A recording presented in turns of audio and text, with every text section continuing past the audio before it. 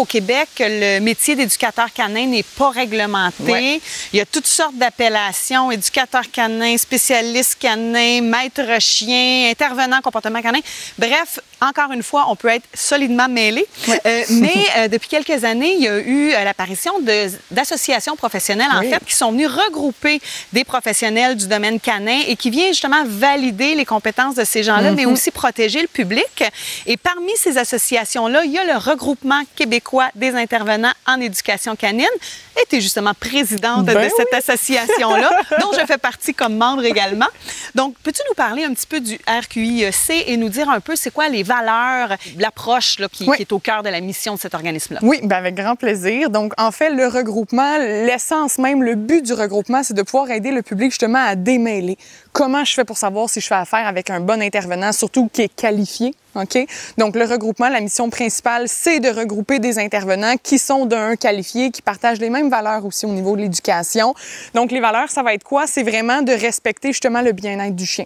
OK? Donc, on entend beaucoup ces temps-ci parler de bienveillance. Je dirais que ça fait partie aussi des valeurs du regroupement. Donc, c'est de s'assurer que les méthodes qui vont être utilisées ne vont pas à l'encontre de l'intégrité physique, de l'intégrité émotionnelle, comme j'en ai parlé un petit peu plus tôt dans l'émission, et aussi au niveau de l'utilisation des outils. Donc, il y a des outils qui sont vraiment interdit, en fait, là, dans notre regroupement. Ça fait partie du code de déontologie, du code éthique aussi, que les intervenants s'engagent à ne jamais utiliser, exemple, le collier électrique, le collier étrangleur, des choses qui vont vraiment créer du stress, de la peur ou de la douleur pour les chiens.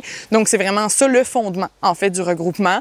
Tous nos membres doivent passer un examen assez rigoureux, honnêtement, d'admission pour pouvoir se qualifier d'être membre, justement, avec nous. Donc, on va aller pouvoir valider les connaissances de l'intervenant. On va demander des lettres de référence aussi. Et par la suite, bien, à chaque 2 ans, les membres doivent fournir obligatoirement des unités de formation continue pour garantir qu'ils continuent de se maintenir à jour et de faire de la formation parce que, comme tu parlais un petit peu plus tôt, bien, ça évolue. La science du comportement, ce n'est pas fixe, ce n'est pas statique, au contraire. Et on veut s'assurer justement que nos membres bien, sont toujours dans la bonne voie, bien outillés pour pouvoir accompagner les gens et leurs chiens. Travailler avec du vivant, bien, c'est pas magique, c'est pas des protocoles qui fait à tout le monde. En fait, il faut vraiment être capable de s'adapter. C'est important hein, quand on fait ce travail-là, justement, de demeurer ouvert. Oui, exactement. Puis, c'est la beauté un peu de la chose. Exemple, avec un regroupement de 100 membres un peu partout à travers le Québec, bien, pour le même chien, la même problématique, il va avoir 100 manières différentes un petit peu d'adresser la situation.